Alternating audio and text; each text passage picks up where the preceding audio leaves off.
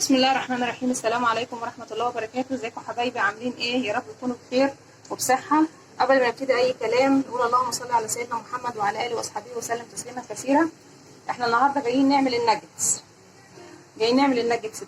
ده الناجتس قبل ما يتقلي، وده الناجتس بعد ما اتقلى. حاجة كده خيال.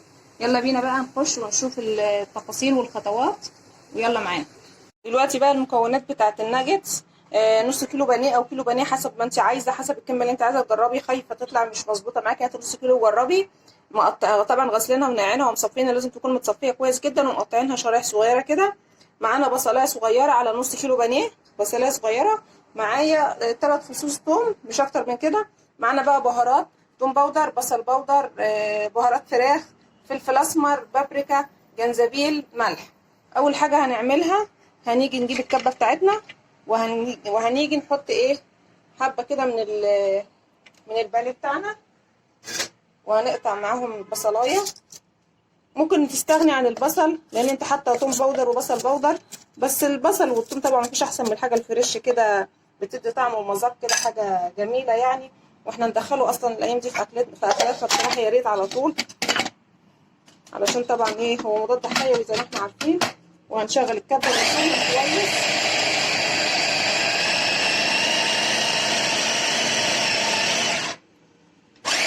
لازم تنقعيهم كويس جدا علشان خاطر ايه، يبقى معاكي عامل زي العجين كده. بص عليهم. ثواني اجيب معلقه.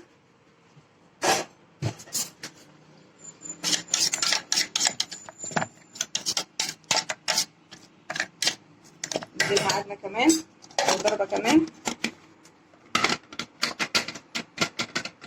اركبي، لازم تعملها معايا كل شويه. اركبي.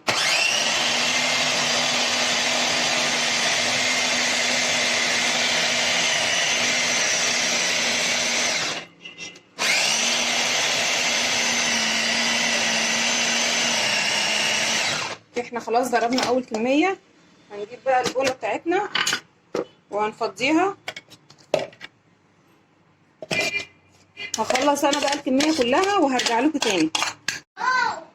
دلوقتي احنا عجناها اهو زي ما انتم شايفين. هقول لكم بقى دلوقتي احنا هنعمل ايه. هنبتدي نحط بقى التوابل بتاعتنا: ثوم باودر، بابريكا، جنزبيل.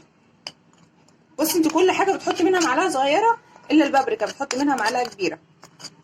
بهارات فراخ، فلفل اسمر، وطبعا معلقه كبيره ايه ملح او حسب التمليحه بتاعتك. هنحط ايه تاني معاها؟ هنحط معلقتين دقيق. دول معلقتين دقيق.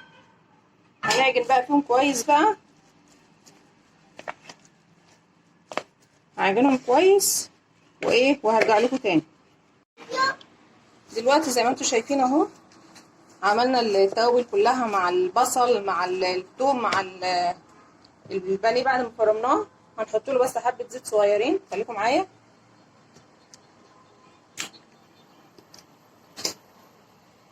حبه صغيرين خالص زي ما انتم شايفين كده. دي بقى المفروض اللي احنا نسيبها ايه، تريح شويه في التلاجة. نحطها في التلاجة شويه ترتاح علشان خاطر نقدر ايه نفردها. فانا هحطها في التلاجة حبه، يعني 10 دقايق بالكتير، عشان انا بصراحه مستعجله. انت المفروض تتحط اكتر من كده، بس هو 10 دقايق كده بس. احطها في التلاجة ترتاح شويه، وبعد كده هنرجع نشوف هنعمل ايه. دلوقتي احنا طلعناها من التلاجة بعد ما ارتاحت شويه اهي. ودينا جبنا كيس من بتاع السندوتشات، ففتحته وهدهنه زيت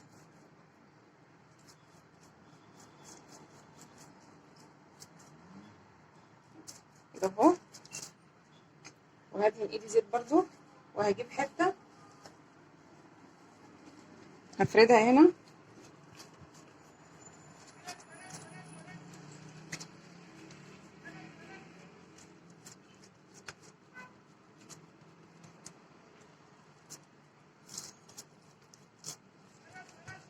اجيب عليها كيسه تانيه افردها بالفراده عشان تبقى كلها سوا واحده، عشان الصوابع ما تكونش معلمه فيها.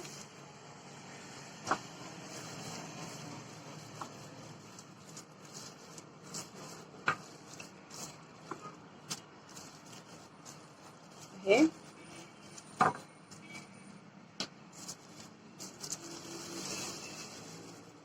اشيل الكيسه وابتدي بقى ايه، اخد الحتت الزياده دي كده اهو عشان انا عايزاها متساويه. شيل ده كده وهشيل ده وهشيل ده.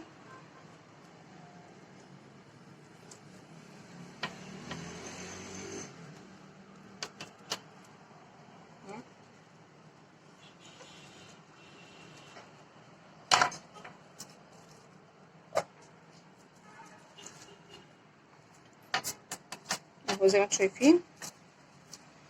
هقطعها بقى طبعا الشكل اللي انت عايزاه.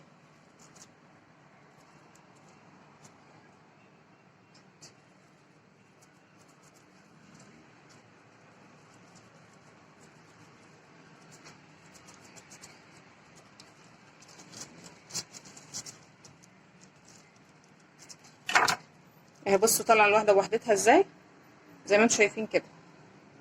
هعمل ايه دلوقتي؟ هلف عليها الكيس كده اهو.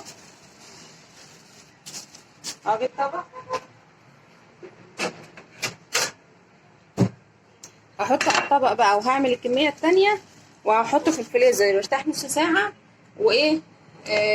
وهنرجع. بس دلوقتي انا هكمل الكميه وهرجع اوريكم الشكل لما احطه في الفريزر. اهو بعد ما عملته عملوا 3 اكياس، ودي الحته تتبقى عملتها لكم كده اللي هي بتبقى بسحبه دي زي اللي بتبقى متباعه بره. هحطها بقى في الفريزر على ايه، على ما نعجن عجينه العيش السوري. هنعمل مع بعض العيش السوري. هنعمل مع بعض العيش السوري سهل جدا جدا، عشان طبعا نعمل سندوتشات للولاد. احنا مدلعين الولاد نضحك عليهم يعني، احنا كده ايه خرجناكم وجبنا لكم اكل جاهز ومروقين عليهم على الاخر. العيش السوري بقى دول 5 كوبايات دقيق او 4 كوبايات حسب ما انت عايزه. انا هو تقريبا ايه، تقريبا كيلو الا ربع دقيق، رشه ملح صغيره عليه. ده ولا بيكنج باودر ولا خميره ولا حاجه. بيتحط له علبه لبن رايب. مش راضيه تنزل. انزلي، ايوه كده انزلي. لبن رايب بقى، زبادي، اي حاجه. نحط نص مع كوبايه زيت. بسم الله الرحمن الرحيم. وهندوب دول مع بعض، وهنشوف بقى ايه احتياج الميه قد ايه. احنا عايزينها عجينه تكون فيها ايه، فيها المطه. عشان ايه المطه ده؟ اللي هي العرق بتاع العيش، عشان احنا هنعمل عيش هنعجن فيها لحد ما تدينا المطه دي. نحط حبه ميه، طبعا ايه ميه ساقعه من الحنفيه عادي، من الحنفيه، لان دي طبعا ولا خميره ولا بيكنج باودر ولا محتاجين انها تخمر ولا حاجه. انا هخلص عجنها بقى ايه وارجع لكم اوريكم شكلها بعد ما اتعجنت. خلصنا عجنها. هي للامانه يعني حطيت لها معلقتين دقيق تاني، لان هي يعتبر يعني ما خدتش غير ربع كوبايه ميه، مش اكتر من كده، ربع كوبايه ميه بس. بعد ما عجناها زي ما انتم شايفين العجينه طالعه من الطبق نضيفه وحلوه وجميله اهي. حطينا حبه دقيق هنا على الرخامه، وهنبتدي نقطعها. هنقطعها حتت صغيره، لان احنا بنفردها ونرققها خالص، فمش هتكبر الحته، نخلي الحتت حتت صغيره اهي. يا رب لو الحلقه عجباكم تدوسوا لايك وشير، ما تنسوناش بالدعم وبالكومنت. آرائكم كلها تهمني جدا اهو.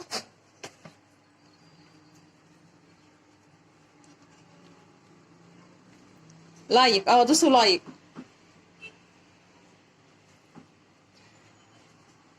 هخلص انا بقى ايه الباقي، وهرجع لكم بقى ايه نقول لكم نعمل ايه تاني. ودلوقتي انا اهو قطعتهم زي ما انتم شايفين. عملوا 10 ترغفه. هغطيهم بقى واسيبهم يرتاحوا على ما احضر التتبيله بتاعه الناجتس ونرجع تاني. دلوقتي بقى احنا حضرنا معانا الحاجه اللي احنا هنعمل بيها الناجتس. فيجيتار حامي بارد بقى زي ما انت عايزه. طبعا بيض ودقيق.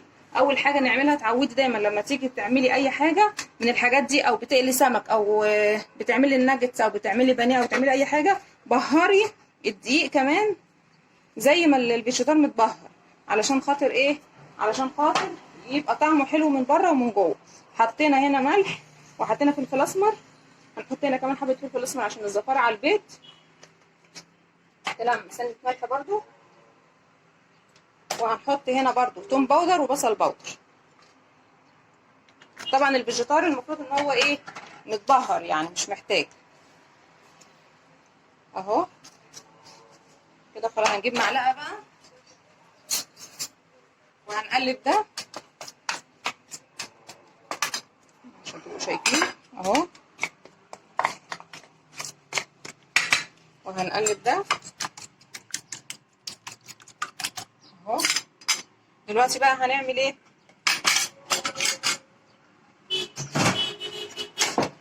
دلوقتي هنبتدي بقى ايه، ناخده ونحطه طبعا في الدقيق بالراحه كده عليه، واضغطي عليه كده اهو. بعد كده هنحطه في البيض، وبعد كده هنحطه في الفيجيتار، واضغطي عليه كده علشان خاطر ايه، يمسك فيه الخليط. وهنطلعها ونحطها في طبق. هنعمل تاني بقى برضو نفس الكلام. انا طبعا مش هعمل الكميه كلها، انا هوريكم بس دول كده، وانا هكمل الباقي وبعد كده ارجع لكم بعد ما نخلص اهو.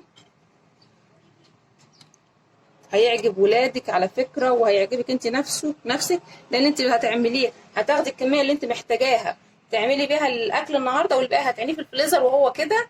بعد ما تعمل بالفيجيتار هتعينيه في الفريزر، وقت ما تكوني جايه متاخره مش لاقيه حاجه تعمليها، مش عارفه تطبخي اكل ايه بالليل، العيال الولاد مش عايزين يتعشوا، جعانين، يقوموا طبعا هيطلعوه ويقلوه وايه، ويعملوا سندوتشات وياكلوا. يعني هي حاجه برضو حلوه، يعني هتتعمل في الفريزر لاي وقت تاني اهو. انا بقى ايه، هخلص بقى انا الكميه كلها وهرجع لكم تاني. زي ما انتم شايفين اهو، انا عملت كله بالفيجيتار والبيض والدقيق اهو، تمام كده اهو. طبعا كل حاجه مفهومه وكل حاجه واضحه. هحطها بقى في الفريزر ترتاح شويه، تمسك، عشان تمسك مع بعض نص ساعه كده اهو ولا حاجه، يكون احنا فردنا العيش. زي ما انتم شايفين دلوقتي احنا هنبتدي نعمل العيش السوري. انا حطيت حبه دقيق على الرخامه. هجيب اول واحده احنا كنا بدانا نعجنها، دي صينيه. هنعمل العيش السوري على البوتاجاز. هنعمله ازاي؟ هجيب صينيه زي دي احطها كده من على الظهر، تمام اهي زي ما انتم شايفين، على نار، واسيبها تسخن على ما نفرد الرغيف. يبقى احنا هنسويها على الصينيه من فوق. بسم الله الرحمن الرحيم كده ايه، نبتدي نفرد. طبعا العيش السوري بيكون رقيق جدا، رقيق يعني افردي فيه على قد ما تقدري.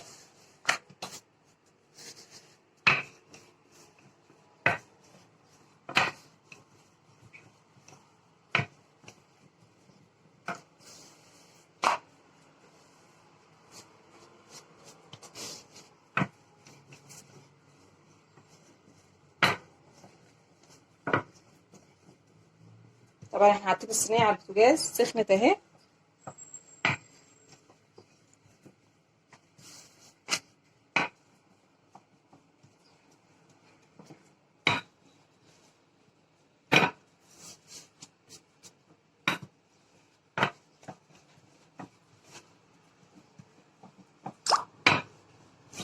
دي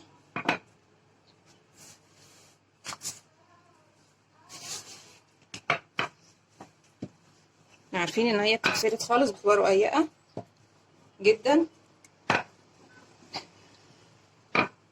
اهي. نعمل كده اهو، بتتمط معايا شويه. شايفين العجينه حلوه ومرتاحه خالص ازاي؟ دلوقتي بقى هنحطها هنا اهي زي ما انتم شايفين. لو عندكم صينيه اكبر يا ريت، بس طبعا ايه حسب حجم الصينيه اللي عندك. اعلي عليها النار طبعا ايه. نعمل واحده ثانيه بقى على ما تتعمل، بس برضه هنخلي بالنا منها واحنا شغالين. اول ما تلاقيها عملت، بصوا اهي ما تاخدش وقت، ارفعي بقى كده اهو وسويها حته حته اهي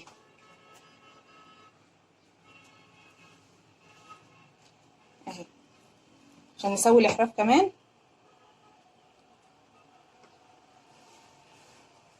اهي.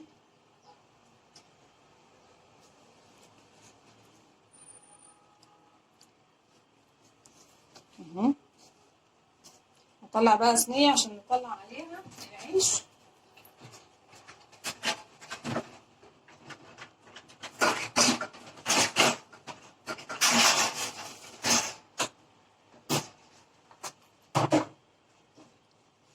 اهو بصوا عامل ازاي، جميل جدا جدا جدا.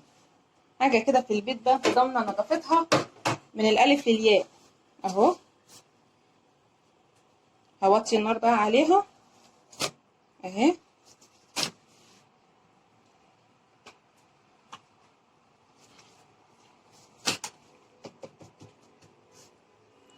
كده خلاص اتعمل اهو زي ما انتم شايفين كده. انا بقى هكمل الباقي بقى وارجع لكم. وده العيش اهو بعد ما خلصناه كله زي ما انتم شايفين. بصوا للرغيف، بصوا ولا بيتقطع ولا حاجه، وطري وجميل خالص اهو ازاي، وخفيف زي ما انتم شايفين كده اهو. دلوقتي بقى ايه هنغطي عليه، بصوا هنغطي عليه ونسيبه بقى ايه لحد ما نقلي الناجتس، ونعمل بقى ونقلي بطاطس بقى، ونبتدي نحشي السندوتشات مع بعض. دلوقتي احنا قلينا حبه زي ما احنا كنا قلنا، والبطاطس وده الناجتس اللي ما اتقلاش حطيته في علبه ويتغطى ويتحط في الفريزر. خليكم معايا وقت ما تحتاجوا تطلعوا منه وتقلوا يكون جاهز كده على على طول. دلوقتي بقى هنعمل ايه؟ هنعمل السندوتشات. انا هعمل بس 2 بس على قد ابني هياكل دلوقتي، والباقي هعمله بعدين، يعني انا هفرجكم بس على 2 بس. دلوقتي هنعمل ايه؟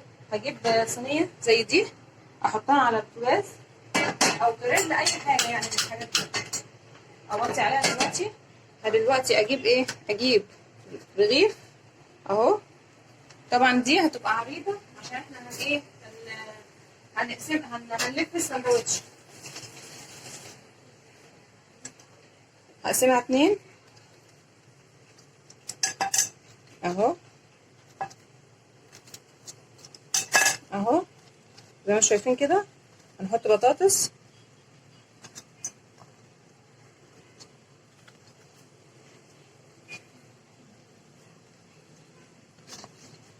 نحط جبنه موتزاريلا، سيبوني اجيب الجبنه.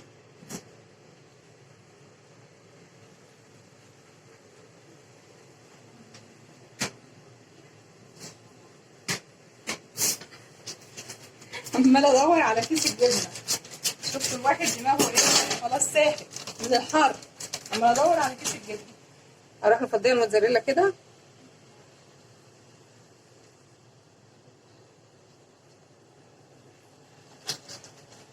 احنا طبعا مولعين على الصينيه او على الجريل زي ما يكون عندك بقى. هنبتدي بقى ان احنا نلف اهو. سندوتش مليان اهو كبير. هنمشي بقى، تعالوا معانا كده. هروح حاطاه فين؟ الصينيه اهو. نعمل واحد تاني بقى. نجيب اهو.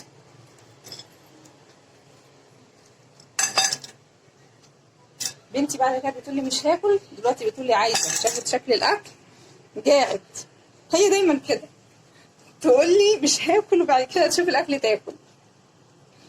معرفش يقولوش طلباتهم مره واحده ليه، مش عارفه، العالم متعبه.